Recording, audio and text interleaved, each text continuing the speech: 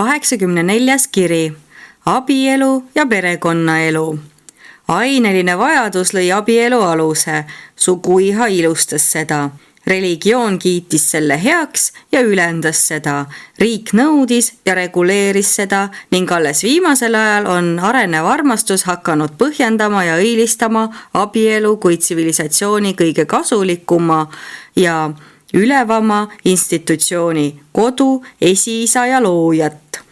Just kodu loomine peaks olema kõigi haridusalaste pingutuste kese ja sisu. Paariminek on enese jätkamisakt, mida seostatakse erineval määral enese soovide rahuldamisega. Abielu ehk kodu loomine on suures osas enese säilitamise küsimus ja eeldab ühiskonna evolutsiooni. Ühiskond ise on perekonnaüksuste kogum. Üksikisikud tegutsevad planeedil väga ajutiselt, vaid perekonnad on ühiskonna arengus püsivad. Perekond on kanal, mille kaudu kultuuri ja teadmiste jõgi voolab ühest põlvkonnast teise. Kodu on sisuliselt sotsiaalne institutsioon. Abielu arenes välja koostööst enese säilitamisel ja partnerlusest enese jätkamisel. Enese rahuldamise element oli suures osas juhuslik. Vaatamata sellele hõlmab kodu kõiki 3 inimeksistentsi põhifunktsiooni. Elu edasiandmine teeb sellest aga põhilise iniminstitutsiooni ja seksuaalsuhted eristavad seda kõigist teistest ühiskondlikest tegevustest. Esimene, algelised paarisuhted.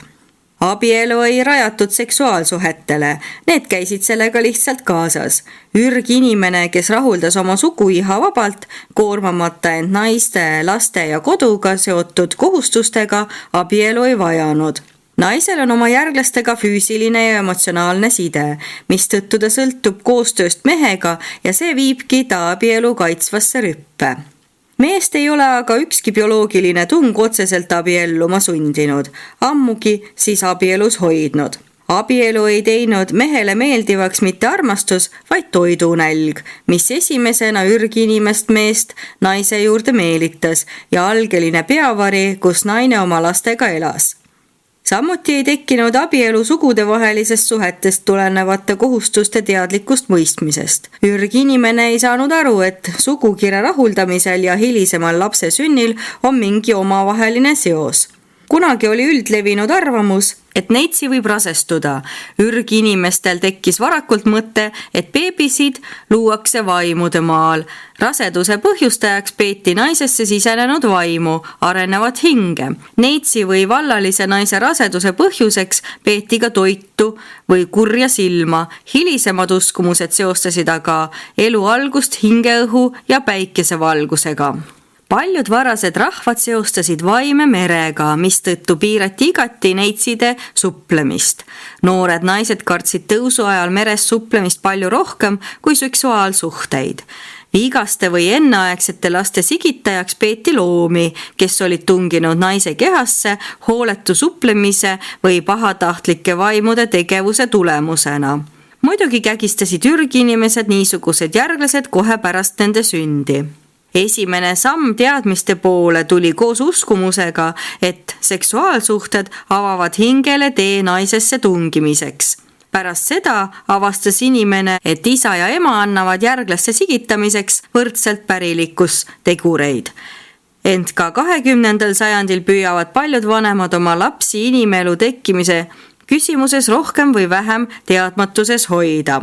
Algelise perekonna tekke kindlustas asjaolu, et soo jätkamisfunktsioon hõlmab ema ja lapse vahelist suhet. Ema armastus on instinktiivne ega ole saanud alguse kommetest, nagu sai abielu.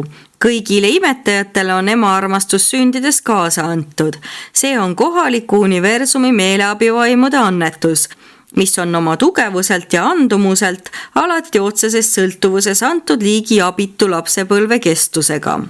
ema ja lapse suhe on loomulik, tugev ja vaistlik ning sundis seetõttu ürgaja naisi alistuma paljudele tavatutele tingimustele ja taluma kujutletamatuid raskusi. See kõike võitev ema-armastus on koormav emotsioon, mis on asetanud naise alati kõigis eluvõitlustes tunduvalt ebasoodsamasse olukorda kui mehe. Ent inimliigi emainstinkt ei ole siiski kõikvõimas, seda võivad kallutada kõrvale ambitsioonikus, isekus ja usulised veendumused. Kuigi ema-lapse suhe ei tähenda abielu ega kodu, tekkisid mõlemad just sellest tuumikust. Paarimineku arengus astuti suur samm edasi, kui ajutine partnerlus jätkus piisavalt kaua, et kasvatada üles sündinud järglased, sest see tähendas juba kodu loomist. Vaatamata varajaste paaride omavahelistele vastuoludele ja suhete lõtvusele suurendas mehe ja naise partnerlussuhe tunduvalt nende ellujäämisvõimalusi. Mees ja naine, kes teevad koostööd, isegi omamata peret ja järglasi, ületavad enamikus asjades tunduvalt 2 meest või 2 naist. Sugupoolte paariastumine soodustas ellujäämist ja pani aluse inimühiskonnale. Elu tegi mugavamaks ja õnnelikumaks ka sugupoolte vaheline tööjaotus. 2. Varane emakeskne perekond. Naise regulaarsed verejooksud ja verekaotus lapse sünnitamisel tekitasid juba varakult arvamuse, et laps sünnib verest, milles asuvad ka inimese hing. Ning sellest tekkis ka veresideme mõiste inimsuhetest rääkides. Varastel aegadel arvestati põlvnemist alati naisliinis, mis oli pärilikkuse ainus kindel osa. Algeline perekond, mis arenes välja ema ja lapse vahelisest instinktiivsest bioloogilisest veresidemest, oli paratamatult ema perekond ja see peremudel püsis paljudes hõimudes veel kaua. Ema perekond oli ainus võimalik üleminek karja rühmaabielu etapilt hilisemale ja täiuslikumale kodusele elule, polügaamsete ning monogaamsete isakesksete perekondadena. Ema perekond oli loomulik ja bioloogiline, isa perekond on ühiskondlik, majanduslik ja poliitiline. Ema perekonna püsimine Põhja-Ameerika punaste inimeste seas on üks peamisi põhjusi, miks muidu edumeelsed irokeesid kunagi tõeliseks riigiks ei kujunenud. Ema perekonna kommete kohaselt oli naise emal kodus kõrgeim võim. Ka naise vennad ja nende pojad juhtisid perekonda aktiivsemalt kui mees. Isale anti sageli tema laste järgi uus nimi. Varaseimad rassid hindasid isa vähem, nagu oleks laps ainult emast sündinud. Nad uskusid, et lapsed on isaga sarnased kooselu tõttu või et nad märgiti ära sellepärast, et ema soovis nende sarnasust isaga. Hiljem üleminekuga ema perekonnalt isa perekonnale võttis isa kogu au laste eest endale ja paljud rasedate naiste suhtes kehtinud tabud laienesid hiljem ka nende meestele. Tulevane isa lakkas sünnitusaja lähenedes töötamast ja jäi sünnituse ajal koos naisega voodisse, puhates seal 3-8 päeva. Naine tõusis võib-olla juba 2. päeval üles ja asus rasket tööd tegema, aga mees jäi voodisse, et õnnitlusi vastu võtta. See kõik kuulus nende varaste kommete juurde, mis pidid kehtestama isa õiguse lapsele. Algul pidi mees tavakohaselt minema oma naise rahva juurde elama, aga hilisemal ajal tohtis mees pärast pruudihinna tasumist või selle väljateenimist naise ja lapsed oma rahva hulka viia. Üleminekuga ema perekonnalt isa perekonnale on seletatavad ka mõnda liiki nõbudevaheliste abielude muidu arusaamatu keelamine, kuigi teisi samaväärseid sugulaste vahelisi abielusid lubati.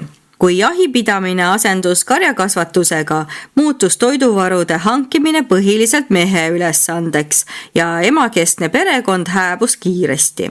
See ei saanud püsima jääda lihtsalt sellepärast, et ei suutnud konkureerida uuema isakeskse perekonnaga.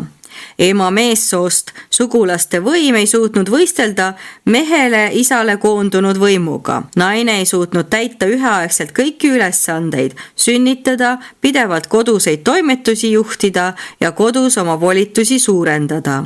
Peagi tekkinud naiseröövi ja hiljem naise ostmise komme kiirendasid emakeskse perekonna kadumist. Tohutut muutust tähistav üleminek emakeskselt perekonnalt isakesksele on üks radikaalsemaid ja täielikumaid pöördeid inimsoo ajaloos. See muudatus avaldus kohe ühiskonnaelu aktiviseerumises ja kiirendas perekonna arengut. 3. Isakeskne perekond. Ema instinkt võis küll naist abielluma ajendada, kuid abielu jätkama sundisid teda eeskätt mehe suurem jõud ning ka kommete mõju. Karjakasvatajate eluviis lõi uue kommete süsteemi, patriarhaalset tüüpi perekonnaelu. Karjakasvatajate ning varajaste põllumeeste kommete järgi oli perekonna ühtsuse aluseks isa vaieldamatu ja meelevaldne võim.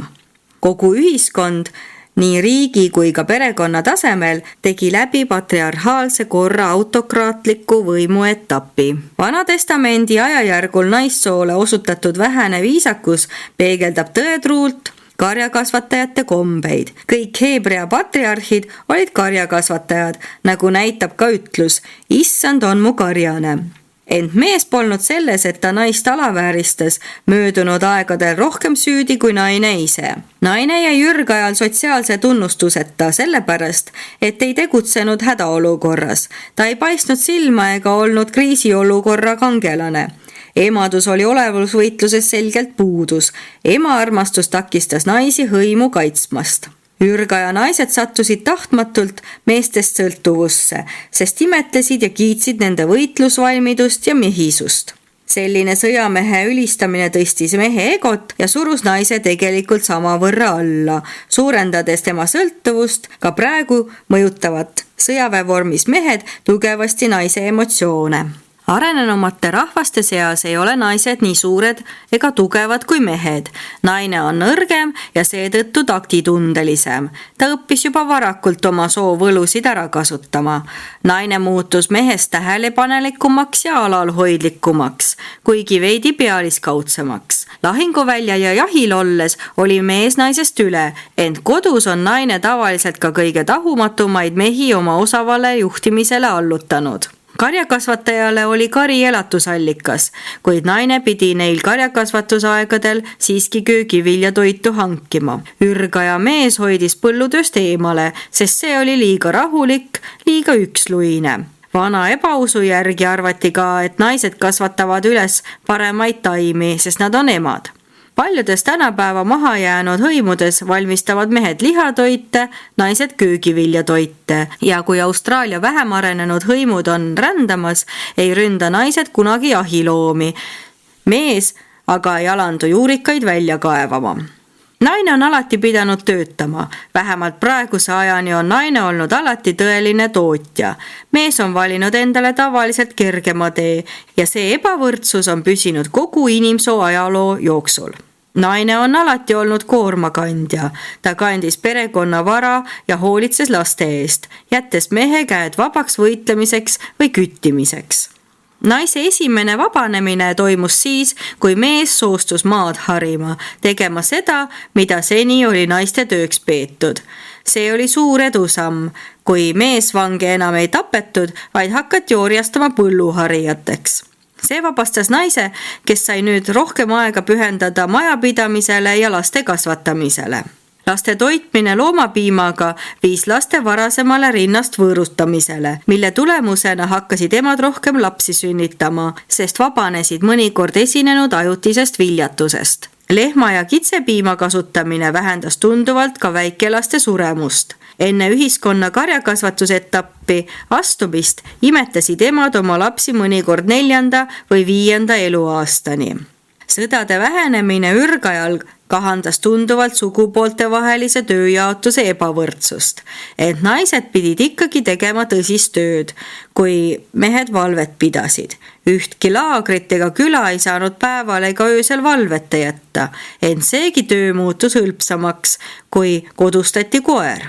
Põllumajanduse tekke tõstis üldiselt naise prestiisi ja ühiskondlikku positsiooni, vähemalt ajani, mil mees ise põlluharijaks hakkas. Ja niipea, kui mees asus maad harima, täiustusid põlluharimisviisid otsekohe vaid mõne põlvkonna vältel tunduvalt. mees oli küttides ja sõda pidades õppinud töökorralduse väärtust ja tõi oma oskused üle ka tootmisse. Hiljem aga, võttes üle suure osa naise tööst, täiustas tunduvalt naise kaootilisi töömeetodeid. 4. Naise seisund varases ühiskonnas. Üldiselt on naise seisund igal ajajärgul üsna tõene abielu kui ühiskondliku institutsiooni evolutsioonilise edenemise kriteerium. Abielu enda areng näitab aga küllaltki täpselt inimtsivilisatsiooni edasijõudmist. Naise seisund ühiskonnas on olnud alati paradoksaalne. Ta on alati kavalalt mehi juhtinud. Ta on alati mehe tugevamat suguiha enda huvides ja enese edasiaitamiseks ära kasutanud. Oma soovõlusid peenelt ära kasutades on ta suutnud sageli mehe üle võimu saavutada. Isegi kui mees on teda armetusorjuses hoidnud. Naine polnud ürgajal mehe sõber, armsam, armuke ega kaasa, vaid pigem vara, teenija või ori ja hiljem äripartner, mänguasi ning laste sünnitaja. Vaatamata sellele on korraliku rahuldava seksuaalsuhte juurde kuulunud ikka ka naisepoolne valiku ja koostöö element ning see on andnud arukale naisele oma otsese isikliku positsiooni mõjutamiseks alati üsna suure jõu, olenemata naissoo positsioonist ühiskonnas. Ent asjaolu, et naised olid pidevalt sunnitud oma orjuse leevendamiseks kavalust kasutama, põhjustas paratamatult mehe usaldamatust ja kahtlustusi. Sugupooltel on olnud teineteisest arusaamisega alati suuri raskusi. Mehel oli raske naisest aru saada ja tema suhtumine naisesse oli veider segu võhiklikkust, usaldamatusest ja kartlikust lummusest, kui mitte kahtlustustest ja põlgusest. Paljude hõimude ja rahvaste legendides peetakse hädade põhjustajaks Eevat, Pandorat või mõnda teist naissoo esindajat. Neid lugusi on alati moonutatud, et lasta paista, nagu oleks naine mehele halba toonud ning kõik see näitab kunagist üleüldist usaldamatust naise suhtes. Preestrite poissmehe elu põhjendati peamiselt naise nurjatusega. Naissoo reputatsiooni vanal ajal ei parandanud ka asjaolu, et enamik oletatavaid nõidu olid naised. Mehed on pidanud naisi pikka aega iseäralikeks, isegi ebanormaalseteks. Nad on koguni arvanud, et naistel ei ole hinge, seetõttu ei antud neile ka nimesid. Varastel aegadel kardeti esimest seksuaalsuhet naisega väga, mistõttu sai tavaks, et esimene seksuaalsuhe neitsiga jäi preestri ülesandeks. Isegi naise varju peeti ohtlikuks. Sünnitamise osas kehtis kunagi üldine arvamus, et see teeb naise ohtlikuks ja ebapuhtaks. Paljude hõimude kombed nägid ette, et ema peab pärast lapse sündi läbi tegema põhjaliku puhastustseremoonia. Last ootav naine oli tõrjutud seisundis. Ta jäeti üksi, välja arvatud neis rühmades, kus mees temaga koos voodisse heitis. Vanal ajal isegi välditi lapse sündimist majas. Lõpuks lubati vanadel naistel sünnitamise ajal ema juures olla ja sellest tavast tekkis ka ämmaemanda elukutse. Sünnitamise ajal räägiti ja tehti palju mitmesuguseid rumalusi, et sünnitamist hõlbustada. Vastsündini tavatseti püha veega üle piserdada, et vältida tontide sekkumist. Segunemata hõimudes oli sünnitus suhteliselt kerge ja kestis vaid 2-3 tundi, kuid segarasside puhul on see harva nii. Kui naine sünnituse ajal suri, eriti kaksikuid sünnitades, arvati, et ta on vaimuga truudust murdnud. Hiljem pidasid arenenumad hõimud sünnitamisel suremist taeva tahteks. Nende naiste kohta öeldi, et nad surid õilsat surma. Naiste niinimetatud tagasihoidlikkus oma rõivastuse ja enese näitamise suhtes arenes välja surmahirmust, et keegi võib neid menstruatsiooni ajal märgata. Sel ajal teiste silma alla sattumist peeti tõsiseks patuks, tabu rikkumiseks. Vana aja kommete järgi pidi iga naine neiueast kuni sünnitamisvõime kadumiseni olema iga kuu terve nädala täielikus perekondlikus ja sotsiaalses karantiinis. Kõik, mida ta puudutas, millel ta istus või lamas, oli rüvetatud. Kaua aega oli tavaks peksta tütarlast julmalt pärast iga menstruatsiooni, et kurja vaimu tema kehast välja ajada. Ent kui naine oli sünnitamiseast väljas, koheldi teda tavaliselt lugupidavamalt ning talle anti rohkem õigusi ja privileege. Seda kõike arvestades polnud ime, et naisi peeti alamateks olevusteks. Isegi kreeklased pidasid menstrueerivat naist 1/3 suurest rüvedusest. Ülejäänud 2 olid sealiha ja küüslauk.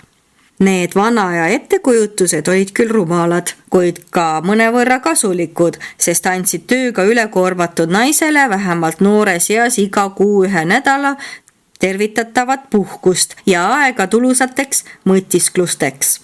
Nii said nad mõistust teravdada, et muul ajal oma meessoost kaaslastega toime tulla. Naiste karantiin kaitses ka mehi sugueluliste liialduste eest, aidates kaudselt kaasa elanike hulga piiramisele ja enesekontrolli parandamisele. Suur edasiminek toimus siis, kui mehelt võeti õigus soovi korral oma naist tappa. Samm edasi oli ka see, et naine võis hakata pulmakinke enda omandiks pidama. Hiljem sai ta seadusliku õiguse vara omada, käsutada ja isegi müüa, kuid tal polnud kaua aega õigust kiriku ega riigiametit pidada. Naist on alati koheldud rohkem või vähem omandina, seda lausa 20. sajandini pärast Kristust ja veel selgi sajandil. Ta ei ole veel kõikjal maailmas saavutanud võimalust elada eraldi, vabana mehe kontrolli alt. Ka arenenud rahvaste seas on mehe püüd naist kaitsta tuginenud alati vaikivale ülemvõimule. Ent ürgaja naised ei haletsenud end, nagu kalduvad tegema nende hiljem vabanenud õed. Nad olid ikkagi üsna õnnelikud ja rahul, kuna ei söandanudki paremat või teistsugust eluviisi ette kujutada. 5. Naise seisund kommete arenedes. Enese jätkamises on naine mehega võrdne, kuid enese säilitamiskindlalt halvemas olukorras ja seda peale sunnitud emadusest tulenevat koormust saab kompenseerida vaid areneva tsivilisatsiooni valgustatud kommete ning mehe üha kasvava õiglustundega. Ühiskonna arenedes tekkisid naiste seas kõrgemad suguelunormid, sest nad kannatasid suguelukommetest üleastumise tagajärgede all rohkem. Mehe suguelunormid on hakanud aega mööda paranema, pelgalt selle õiglustunde tulemusena, mida tsivilisatsioon nõuab. Loodused ja õiglusest midagi, vaid sunnib naist üksi sünnitusvalusid kannatama.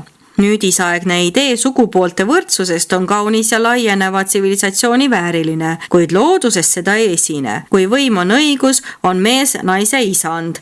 Kui valitsevad pigem õigus, rahu ja õiglus, pääseb naine järk-järgult orjusest ja silmapaistmatusest.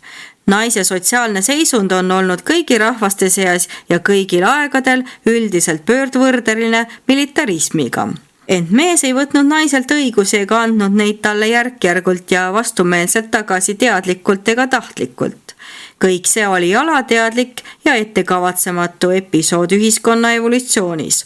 Kui naisele saabus tõepoolest aeg täiendavaid õigusi omada, siis ta need ka sai ja see kõik toimus olenemata mehe teadlikust suhtumisest. Kombed muutuvad aega mööda, kuid kindlalt, arvestades neid muutusi ühiskonnas, mis tsivilisatsiooni arenedes pidevalt toimuvad. Arenevad kombed hakkasid aega mööda nõudma naiste paremat kohtlemist.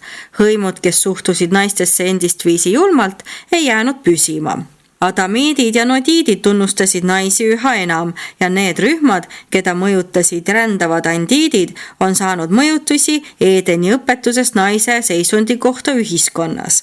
Varased hiinlased ja kreeklased kohtlesid naisi paremini kui enamik neid ümbritsenud rahvaid, kuid heebrealased olid naiste suhtes äärmiselt umbustlikud.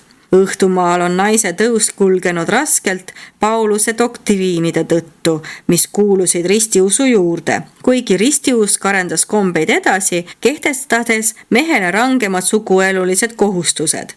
Muhameedluses on naise seisund peaaegu lootusetu naise iseäraliku alandamise tõttu ja mitme teise idamaa religiooni õpetuse järgi on tema elu veelgi halvem.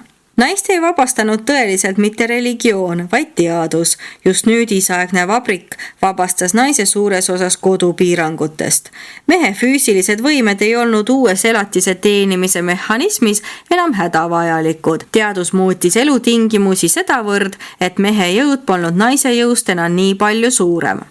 Need muutused on aidanud vabastada naist koduorjusest ja muutnud tema seisundit sedavõrd, et tal on üldjoontes sama palju isikuvabadust ja soolist otsustamisõigust kui mehel. Kunagi seisnes naise väärtus tema võimes toitu hankida, kuid leidlikkus ja jõukus on võimaldanud tal luua uue maailma, milles tegutseda oma meeldival ja võluval moel. Nii on tootmine võitnud oma alateadliku ja ettekavatsematu võitluse naise sotsiaalse ning majandusliku vabastamise eest. Evolutsioonil on taas õnnestunud teha seda, mida ei suutnud saavutada isegi ilmutus. Valgustatud rahvad on reageerinud naise kohta ühiskonnas määravatele õiglusetutele kommetele penditaolise äärmuslikkusega. Industrialiseerunud rahvaste seas on naine saanud peaaegu kõik õigused ja ta on vabastatud paljudest kohustustest, näiteks armeeteenistusest. Iga kergendus olelusvõitluses on tulnud kasuks naise vabanemisele ja naine on lõiganud otsest kasu igast sammust monogaamia poole. Nõrgem saab ühiskonna arenedes igast kommete muutusest alati rohkem kasu. Tänu paarisabielu ideaalidele on naine võitnud lõpuks tunnustuse, väärikuse, sõltumatuse, võrdsuse ja hariduse. Ent pole teada, kas ta osutub kõigi nende uute ja enneolematute saavutuste vääriliseks. Kas nüüdisaegne naine reageerib sellele sotsiaalse vabanemise suursaavutusele jõudeoleku, loiduse, viljatuse ja truudusetusega? Tänapäeval, 20. sajandil teeb naine läbi kogu oma pika eksistentsi otsustaivama katse. Naine on mehega võrdne partner soo jätkamisel, seega on ta rassi arenguloos täpselt niisama tähtis kui mees. Seetõttu on areng kulgenud üha enam naise õiguste teostumise suunas. Ent naise õigused ei ole mingil juhul mehe õigused. Naine ei saa jõudsalt areneda mehe õiguste toel, nagu ka mees ei saa hästi edasi jõuda naise õiguste najal. Kummalgi sugupoolel on oma selgepiiriline eluala ja oma enda õigused selle ala piires. Kui naine püüab kõiki mehe õigusi kasutada, asendub meeste rüütellikkus ja eriline vastassoost lugupidamine, mis paljudele naistele praegu osaks saab ja mille nad on nii hiljuti saavutanud, varem või hiljem halastamatu ja emotsioonideta konkurentsiga. Tsivilisatsioon ei kaota kunagi mehe ja naise soolise käitumise vahelist kuristikku. Kombed muutuvad ajastust ajastusse, kuid instinktid mitte kunagi. Sünnipärane emaarmastus ei lase vabanenud naisel iialgi tootmises mehele tõsist konkurentsi pakkuda. Kumbki sugupool jääb igavesti oma elualal valitsejaks ning need alad on määratud bioloogiliste ja mõistuslike erinevustega. Kummalegi poolele jääb alati tema eriomane sfäär, kuigi need ikka ja jälle osaliselt kattuvad. Mees ja naine konkureerivad võrdsetel tingimustel, vaid sotsiaalselt. 6. Mehe ja naise partnerlus. Paljunemistung toob mehed ja naised soo jätkamiseks paratamatult kokku, kuid ainuüksi sellest ei piisa, et kindlustada nende kokkujäämine vastastikuses koostöös, kodu loomisel. Igas edukas iniminstitutsioonis sisaldub isiklike huvide vastuolusid, mida on otstarbekalt kooskõlalise töö jaoks kohandatud. Ka kodu loomine ei ole selles suhtes erand. Abielu kodu loomise alus on selle looduses ja ühiskonnas esinevaid sidemeid nii sageli iseloomustava vastuolulise koostöö kõrgeim ilming. Konflikt on vältimatu. Paari heitmine on loomupärane, see on loomulik. Ent abielu ei ole bioloogiline, see on sotsiaalne. Kirg viib mehe ja naise kokku, ent kirest nõrgem lapsevanema instinkt ja sotsiaalsed kombed hoiavad neid koos. Mees ja naine on tegelikult sama liigi 2 erinevat teisendit, kes elavad tihedas ja lähedases koosluses. Nende seisukohad ja reaktsioonid elule on sisuliselt erinevad. Nad on täiesti võimetud teineteisest jäägitult ja tõeliselt aru saama. Sugupoolte vaheline täielik mõistmine ei ole saavutatav. Naistel näib olevat rohkem intuitsiooni kui meestel, kuid mõnevõrra vähem loogikat. See-eest on naine olnud alati moraali lipukandja ja inimkonna vaimne juht. Hälli kiigutav käsi on ikka saatust mõjutanud. meeste ja naiste erinevus olemuses, reageeringutes, seisukohtades ja mõtlemises ei tohiks sugugi muret tekitada, vaid seda tuleks pidada inimkonnale väga kasulikuks.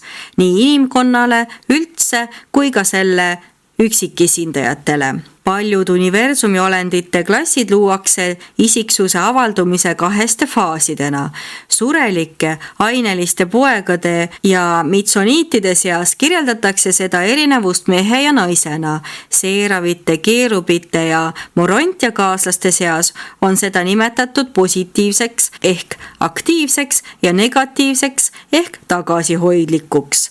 Need kahesed ühendused suurendavad tunduvalt mitmekesisust ja ületavad oma sünnipärast piiratust, nagu teatavad 3 ühtsed ühendused paradiisi Havana süsteemis.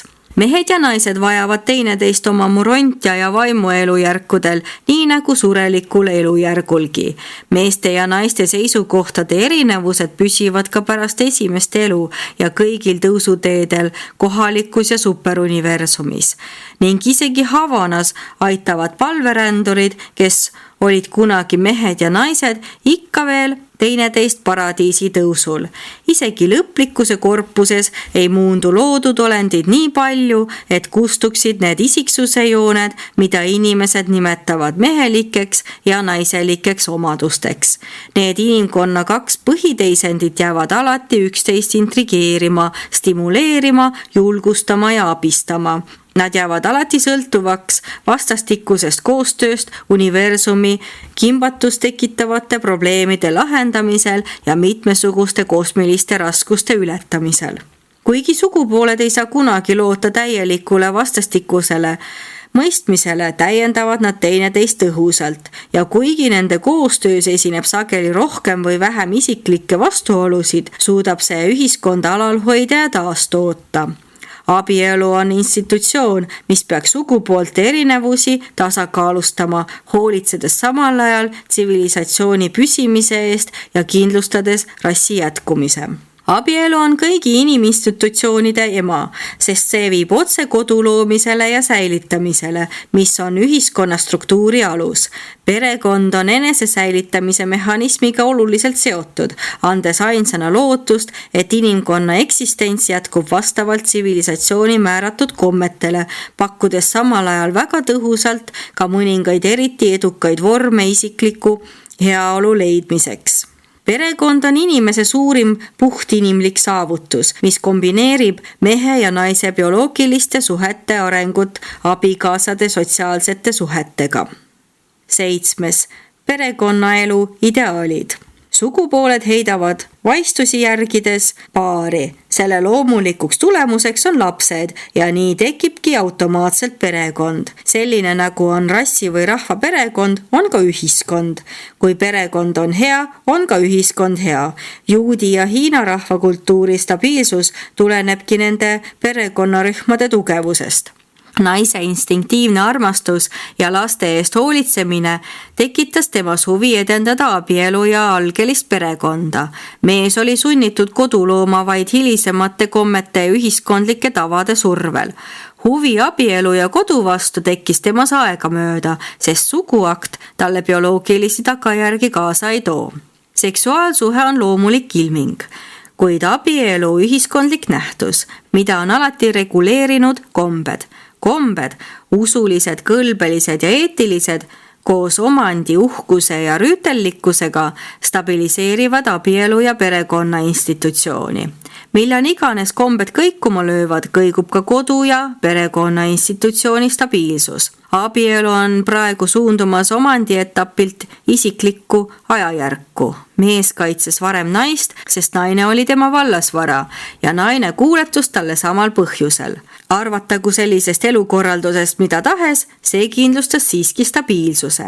Praegu ei peeta naist enam omandiks ja on tekkimas uued kombed, mis peaksid abielu ja koduinstitutsiooni stabiliseerima. Esiteks, religiooni uus roll. Õpetus, et vanemate kogemused on tähtsad. Kosmosekodanike sigitamise idee, laiem arusaamine soo jätkamisprivileegist kui isale poegade andmisest. Teiseks, teaduse uus roll. Soo jätkamine on muutumas üha vabatahtlikumaks ja allumas inimese kontrollile. Iidsetel aegadel põhjustas teadmatus laste sündi ka siis, kui neid sugugi ei soovitud. 3. naudingu uus funktsioon, mis toob rahva püsima jäämisesse uue teguri. Vana ja inimene jättis soovimatud lapsed surema, nüüdisajal keeldutakse neid sünnitamast. 4. lapsevanema instinkti tugevnemine. Iga põlvkonnaga kaob rahva paljunemisvoost isikuid, kelle lapsevanema instinkt ei ole piisavalt tugev, et kindlustada laste järgmise põlvkonna tulevaste lapsevanemate sigitamist. Ent kodu kui institutsioon, ühe naise ja ühe mehe partnerlus pärineb konkreetsemalt Dalmaatia ajast ligikaudu 500 000 aastat tagasi, mil Antoni ja tema otseste järeltulijate monogaamsest eluviisist oli juba ammu loobutud. Perekonnaelu ei olnud enne nodiitide ja hilisemate adamiitide aega eriti kiita. Adam ja Eeva avaldasid kogu inimkonnale kestvat mõju. Esmakordselt maailma ajaloos nähti mehi ja naisi kõrvuti aias töötamas. Eedeni ideaal, kogu perekond töötamas aednikena, oli Urantial uus idee. Varane perekond hõlmas ka töörühma, kuhu kuulusid orjad ja kõik nad elasid koos ühes elamus. Abielu ja perekond pole alati olnud identsed mõisted, kuid on olnud vajaduste sunnil omavahel tihedalt seotud. Naine on alati soovinud isiklikku perekonda ja ta on lõppkokkuvõttes oma tahtmisega saavutanud. Armastus järglaste vastu on üsna üleüldine ja sel on püsima jäämise seisukohalt selge väärtus. Vana aja inimesed ohverdasid alati ema huvid lapse heaolu nimel. Eskimo ema isegi lakub oma beebi üle, selle asemel, et teda pesta. Ent ürgaja emad toitsid ja hooldasid vaid väga väikesi lapsi. Nagu loomad heitsid nemadki oma järglased kõrvale, niipea kui need suuremaks kasvasid. Kestvad ja jätkuvad inimsuhted ei ole kunagi põhinenud ainuüksi bioloogilisel kiindumusel. Loomad armastavad oma poegasid. Inimene, tsiviliseeritud inimene, armastab ka oma lastelapsi.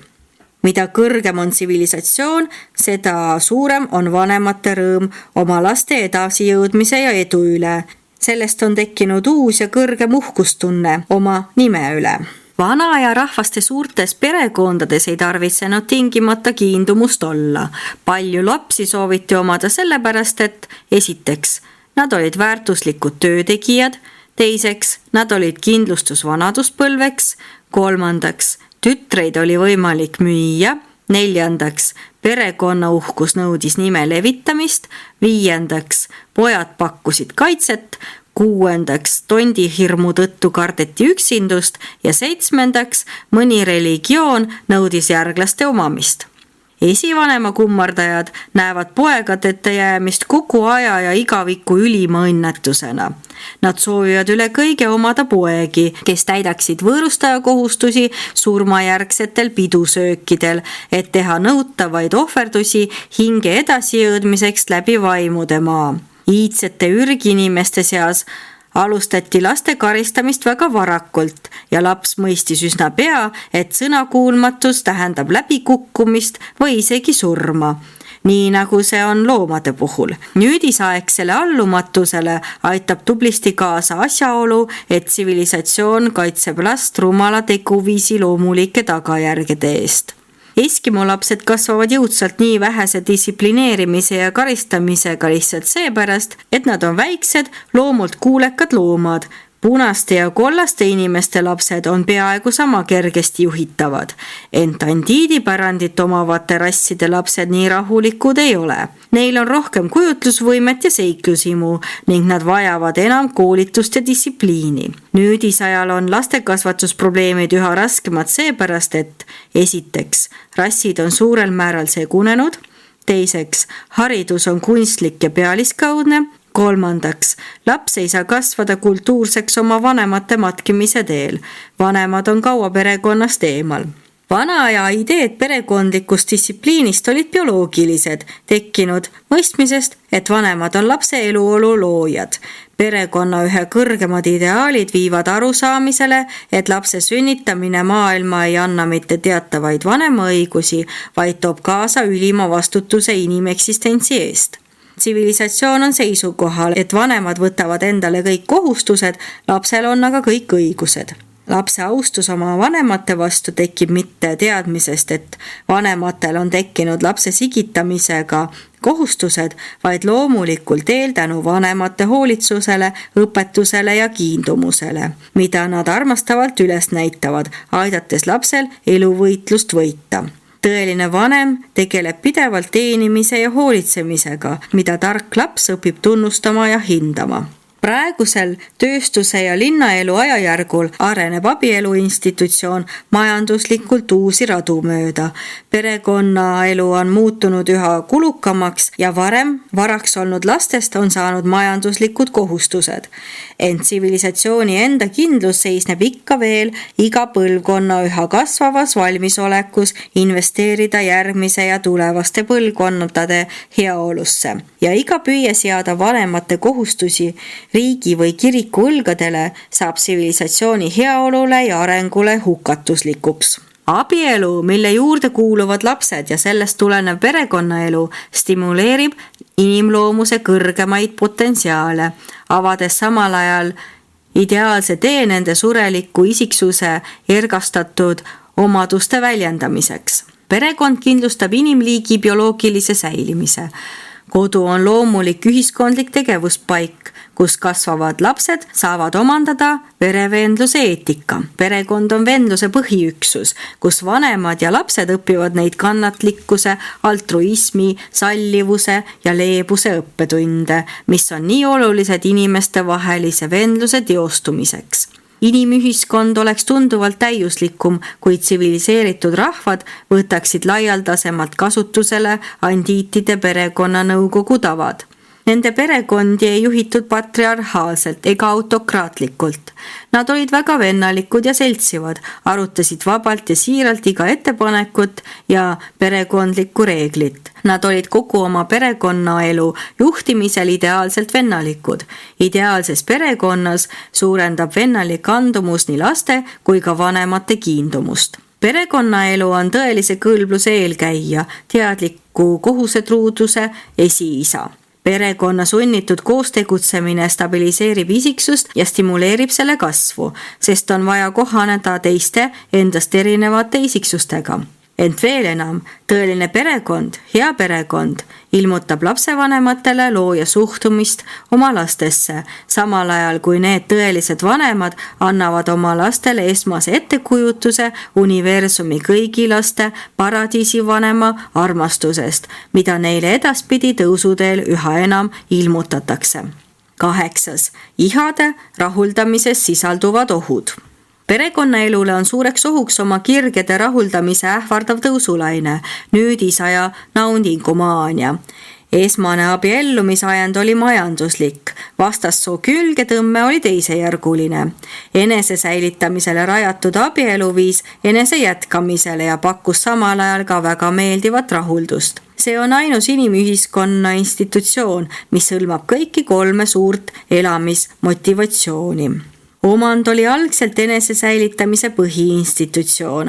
Abielu toimis aga ainulaadse enese jätkamise institutsioonina. Kuigi toidust saadav rahuldus, mäng ja huumor koos regulaarse seksuaalse naudinguga võimaldasid enese rahuldamist, on siiski tõsi, et arenevad kombed ei ole suutnud enese rahuldamiseks ühtki eraldi institutsiooni luua. Kuna niisuguseid erilisi võtteid naudingutest rõõmu tunda ei ole välja arenenud, läbib naudinguhimu täielikult kõiki iniminstitutsioone. Omandi kogumisest on saamas vahend, millega suurendada igat liiki enesega rahulolu. Ka abielu peetakse sageli vaid naudinguvahendiks. See praegune ülemäärane järeleandmine oma ihadele, laialt levinud naudingumaania, on suurim oht, mis perekonna sotsiaalset evolutsioonilist institutsiooni kodu kunagi on varitsenud.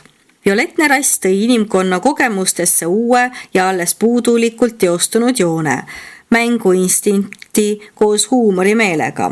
Teatud määral oli seda ka sangikutes ja antoniitides, kuid adamiidi Tüvikond ülendas selle ürgse kalduvuse nautimisvõimeks, uueks ja meeldivaks viisiks rahuldust leida. Peale nälja leevendamise on üheks rahulduse põhitüübiks ka seksuaalne rahuldus ning see meelelise rahulduse vorm tõusis uuele kõrgusele sangikute ja andiitide segunemisel. Andiitidele järgnenud rassidele iseloomuliku rahutuse, uudishimu, seiklushimu ja ohjeldamatu naudinguhimu kombinatsioonis peitub tõeline oht. Hingenälga ei saa rahuldada füüsiliste naudingutega. Ebamõistlik naudingujaht ei suurenda armastust kodu ja laste vastu. Kui te ammendaksite kõik kunsti, värvi, heli, rütmi ja muusikavarud inimese ehtimiseks, ei saaks te loota, et ülendate sellega hinge või toidate vaimu. Edevus ja mood ei saa hoolitseda kodu loomise ja laste kasvatuse eest. Uhkus ja rivaalitsemine ei või täiustada järgmiste põlvkondade ellujäämisomadusi. Kõik edasi liikuvad taevased olendid tunnevad rõõmu puhkusest ja meenutusjuhtide hoolitsusest.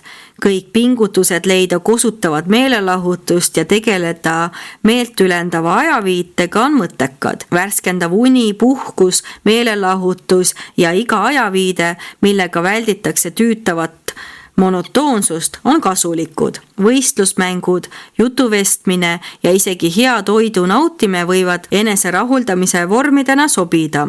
Kasutades toidu maitsestamiseks soola, mõelge hetkeks, et peaaegu 1 miljon aastat sai inimene soola ainult oma toitu tuhasse kastes. Laske inimesel elust rõõmu tunda, las inimsugu leiab naudinguid 1001 viisil, las evolutsiooniline inimkond uurib kõiki sobivaid viise rahulolu leidmiseks, neid pikaajalise bioloogilise ülespoole püüdlemise vilju. Inimene on mõned oma praeguse aja rõõmud ja naudingud kuhjaga ära teeninud, ent pidage hoolikalt silmas saatust. Naudingud on tegelikult hukatuslikud, kui neil õnnestub hävitada omand, mis on saanud enese säilitamise institutsiooniks. Enese rahuldamise eest tuleb maksta ka saatuslikku hinda, kui see toob kaasa abielu lagunemise ja perekonnaelu allakäigu ning hävitab kodu kui inimese ülima evolutsioonilise saavutuse, ainsa lootuse tsivilisatsiooni püsima jäämisele. Esitanud Urantale määratud seeravite juht.